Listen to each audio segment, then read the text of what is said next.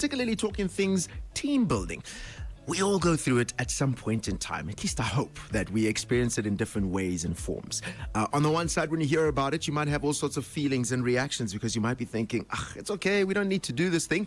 Or you might even remember the feeling afterwards of, man, I didn't know this about our team, and seeing this renewed passion with your team members in your business. Well, I'm joined this afternoon by two key gentlemen from the Team Building Institute to talk about the science and the heart and really the work behind what we may experience as those attending team building exercises as just few hours of keeping busy. But actually, a lot of science has gone into that. And this afternoon, I'm joined by Dr. Chris who is the co-founder and CEO of the Team Building Institute, as well as Robbie who is a co-founder and the COO of the Team Building Institute. They're here to tell us all about that. Gentlemen, it's good to have you. Welcome to Drive 3 to 6. Thank you. Thank you. Lovely being here. I mean, when you're thinking team building, there's all sorts of things that come to mind. Some people think, oh man, the most amazing fun. Some people think weekends away.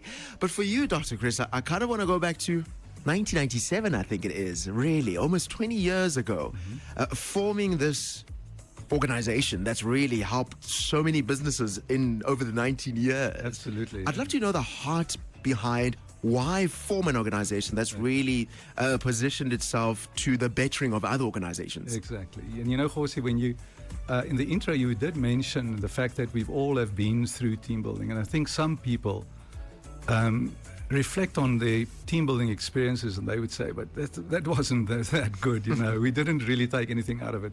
And I think TBI was born from the approach to say, listen, let's make it a science. Let's study this and understand how it works and how does behavior fit into this and how can we really create a happier organization. So what we must understand is that a business is a relational ecosystem. It's a big word, but ecosystem. In other words, if you think of an ecosystem, in a natural ecosystem, each element creates conditions that allow others to flourish. It does remind one a little bit about Ubuntu. Yeah. You know, so, and that interdependence is so important when you think of team building. So the threats of this ecosystem in a business are the following. If you think of individualism, when people are individualistic, and it's my career, and I want to be the boss. You know, having a big hierarchy in the organization, competition. If you think of independent behavior, silos, fear. Now, when you think of a business that flourishes in this healthy ecosystem, what you then find would be elements like interdependence, self-awareness, trust, less competition, effective communication. And if I say this word self-awareness, then it's about self-understanding, and it's our lifeblood to interconnectivity between one another. So we are talking about interpersonal relationships, and before I can get to understanding you, I do have to understand myself. Now, there's a little bit of a paradox, because I just said a while ago, individualism. But understanding myself doesn't mean individualism. When I understand myself to see how I can improve my relationship with you, then it is interdependence. And this is what we create within the organizations that we deal with. So it's how we co-regulate one another.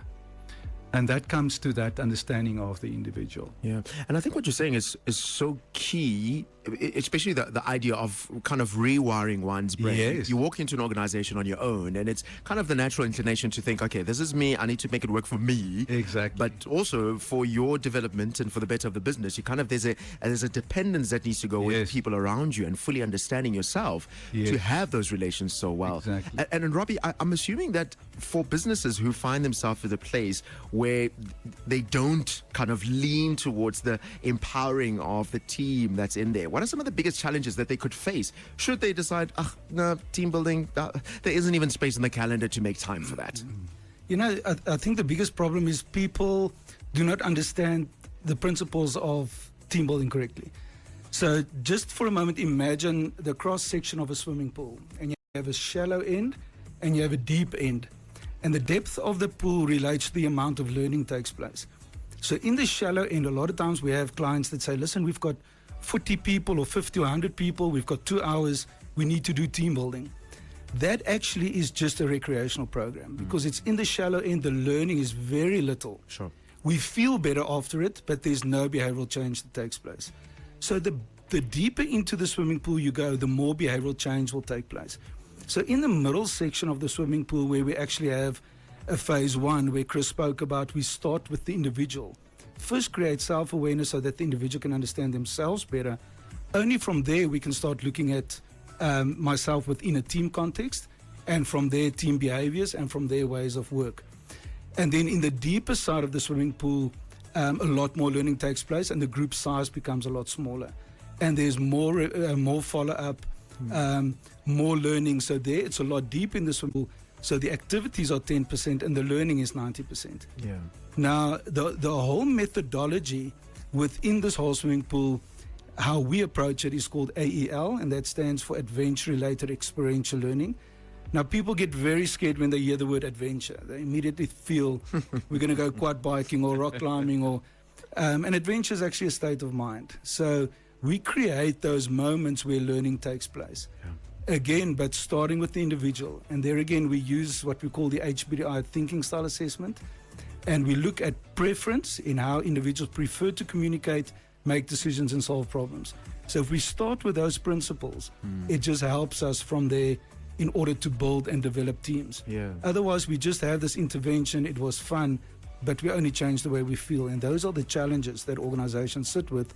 They spend a lot of money having fun, and there is a place for it. Don't get me wrong. I think to have just fun is also, but if we really want to change behavior, one needs to have a completely different approach to that.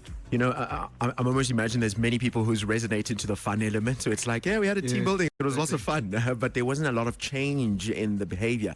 But we also know of stories of businesses that suddenly shift and move and progress quicker because of investment back into the teams. Yeah. Dr. Chris, and I think this goes back to kind of your heart and the formative and all the research that goes into it. You know, we live in a world that is so much quicker, so much more digital, and so much more connected yet isolated. And we still find that there's a lot of businesses that aren't too keen on team building and developing team members like that. Why do you think team building is such a great investment for someone who might be hearing what Robbie is saying, okay, this sounds good. It's going to be happy days through the burnout season of the latter part of Q4. Yeah. But why beyond the feel good now? Why is this actually good for my business and where it's going? Exactly. You know, team building means change. Change is not nice. Yeah. It's, you know, we all talk about transformation. We all know how difficult it is. And when I'm faced with transformation and change, I'm being vulnerable now, and it's not that easy. You know, and for me now, as a leader of an organization, and I'm in the corner office, I'm the boss, and all of a sudden I have to be humble and become human again. Sure. And reach out to my fellow colleagues and say, listen, I'm just a human being. Please help me.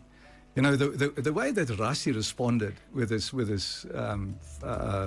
latest situation we have with situation is the right word.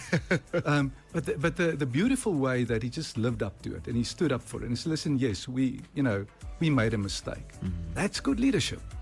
When a leader can acknowledge his or hers humanness, I think that's what team building is all about, is to see one another as human beings. And we all are striving together to achieve a common goal. And it's that goal that gives purpose. And that gives calling and meaning. And that's why team building is all about asking ourselves, who are we? Where are we heading to? And what difference do we make, especially to South Africa? How do we contribute? Not just my career, but how do I contribute to the greater whole? Yeah, this is such a much deeper philosophical pulling than it is climbing corporate ladder, which I think is what we all should be experiencing when you go to the workplace. Now, Robbie, this is where I need you to help us. There's a lot of people who might be going, okay, my understanding of team building is 40 people, 2 hours fun. But help me understand, just in terms of the offering you have as a team building institute, that could help someone understand, oh, that's what's available, some of the programs and services that you offer. I think the important thing is, how do we transfer learning back into the work environment? And that's why if we have these programs and we do a lot of stuff, yes, it was fun. So what we do is we create a metaphor. So we'll have an experience, a common experience where we'll have a learning, and then the learning becomes, the learning out of it becomes a principled value. So if we do an activity called Akaso, I think it's something that you've also experienced. Yes. And if you hear those words, you'll immediately know what we're talking about. Yeah. So the team had a common experiences and they reflected upon their learning. And then we use that metaphor back into the work environment. And that creates a new language, a new culture that we start using that can remind teams of what the learning was. Again, the important thing is as soon as you have new members coming in, again, they need to be onboarded. If those metaphors are not used, within 3 to 6 months, we revert back to the old ways of doing. And that's why follow-up is so important. If you say what services do we offer within our organization is we have developed certain specialized pillars in our organization. So Jim Collins wrote a book, Good to Great, and there he uses the bus as a metaphor of an organization. And he says first get the right people on the bus and get them in the right seat. So one of our pillars is talent management and talent optimization. And that focuses on getting the right people in the bus and then in the right seat.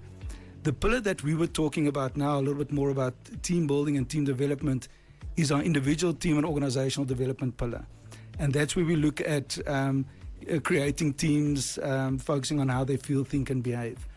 Then we now realized we need a pillar on tech and AI adoption, where companies go onto new systems, and it's just such a struggle for individuals to adapt that change. Yeah. Exactly what Chris spoke about. It's change again. Yeah. And there again, even in that process, we start with the individual. First, understand yourself, and that makes the process so much easier.